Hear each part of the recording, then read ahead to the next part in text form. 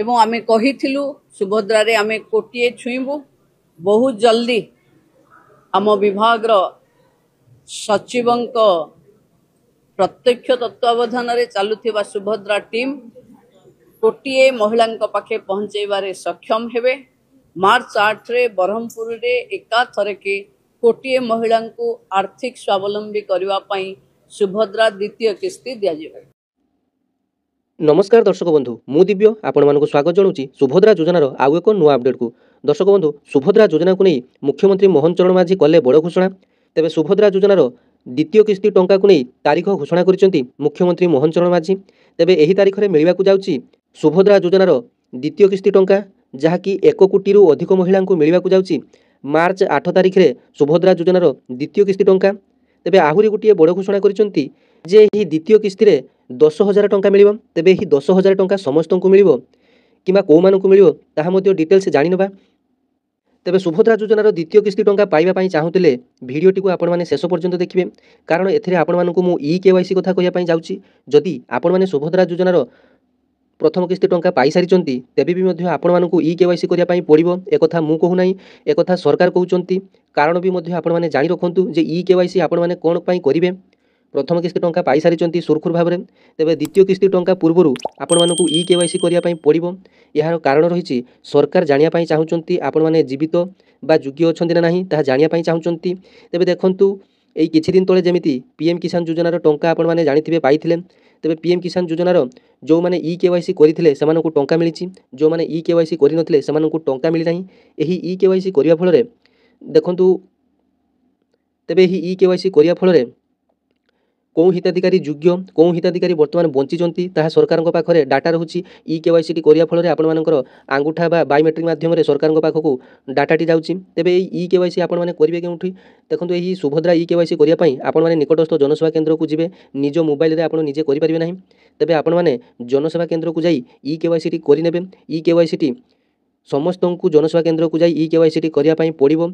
जो माने सेप्टेम्बर 6 तारिख रु सेप्टेम्बर 14 तारिख मध्य सुभद्रा योजना आवेदन करथिले सेमानकु समस्तंकु बायोमेट्रिक बा ई-केवाईसी करिया पई पड़िबो कारण सेतेबेलेर नियम अनुसार बिना फिंगरप्रिंट बिना बायोमेट्रिक रे केवल ओटीपी देई आपण माने सुभद्रा योजनार फॉर्म टी को भरिथिले।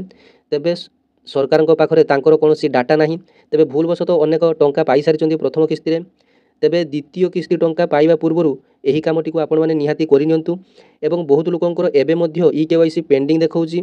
तेबे सेमानकु ई-केवाईसी तेबे जो मानकर ई-केवाईसी पेंडिंग देखौची जानिबे केमिति ना निकटस्थ जनसेवा केंद्र सहित जोगाजोग करंतु। द्वितीय किस्ती टंका पाइबा पूर्वरु जो मानकर ई-केवाईसी पेंडिंग अछि सेमानकु जनसेवा केंद्र तरफ मध्य कांटेक्ट करा जाउची जे आपण मानकर ई-केवाईसी टी कंप्लीट होई नाही आपण माने जनसेवा केंद्र को आसी ई-केवाईसी टी को कंप्लीट करि नियंतु। जो मानकर वैलिड मोबाइल नंबर अछि सेमानकु कांटेक्ट करी जनसेवा केंद्र वाला डाकुचंती किंतु जो मानकर कांटेक्ट नंबर लागु नाही सेमाने आज्ञा ई द्वितीय किस्ती टंका पाइबे नाही। एबे आसंतु जानि नबा जे ही सुभद्रा योजनार द्वितीय किस्ती रे को माने 10,000 टंका पाइबे।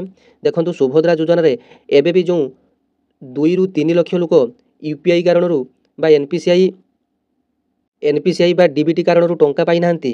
तेबे सुभद्रा योजनार चतुर्थ पर्याय टंका समय रे सेमाने बाद पड़िथिले। तेबे सरकारक तरफ घोषणा होइथिला जे सुभद्रा योजनार प्रथम किस्ती रे पंचम पर्याय आउ एक दिया जिवो। तेबे पंचम पर्याय टंका आउ दिया जिवो नाही।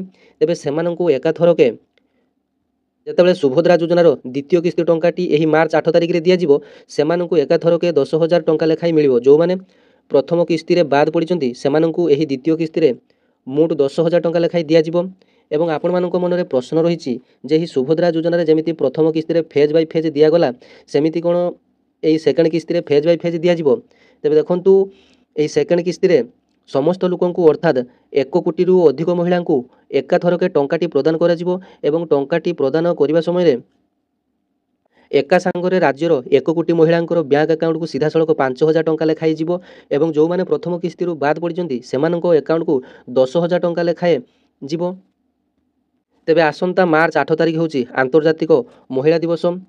एही 8 तारिख रे राज्य सरकार सुभद्रा योजनार द्वितीय किस्ती टंका प्रदान करिवे। ब्रह्मपुर ठारे एने एक स्वतंत्र कार्यक्रम हेबाकु थिला बेले एथिरे मुख्यमंत्री मोहन चरण माझी जोग देबे एवं जोग देई सीधा सड़क भाव में सारा राज्यर 1 कोटी महिलांकर ଡିବିଟି ଆକାଉଣ୍ଟକୁ 5ରୁ 10,000 ଟଙ୍କା ଲେଖାଏଁ ଛାଡ଼ିବେ। ତେବେ ଦର୍ଶକ ବନ୍ଧୁ ମୁଁ ପୁଣି ଥରେ କହି ରଖୁଛି, ଯେଉଁମାନଙ୍କର ଆକାଉଣ୍ଟରେ NPCI ଏବଂ EKYC ସମସ୍ୟା ଥିଲା ତେବେ ମାର୍ଚ୍ଚ 8 ତାରିଖରେ ସେମାନଙ୍କୁ 2ଟି କିସ୍ତିର 10,000 ଟଙ୍କା ମିଳିବ। ବାକି ଲୋକଙ୍କୁ 5,000 ଟଙ୍କା ଲେଖାଏଁ ମିଳିବ। ଏବଂ ଆପଣମାନଙ୍କର ଏବେ କାମ ରହିଛି ଯେ ଆପଣମାନେ DBTଟି ଚେକ୍ କରିନିଅନ୍ତୁ ବ୍ୟାଙ୍କକୁ ଯାଇ, ଏବଂ ଯେଉଁମାନଙ୍କର କୌଣସି ପ୍ରୋବ୍ଲେମ୍ ରହିଛି ତେବେ ଆପଣମାନେ ପୋଷ୍ଟ ଅଫିସରେ ଏକ ଖାତା ଖୋଲିପାରିବେ।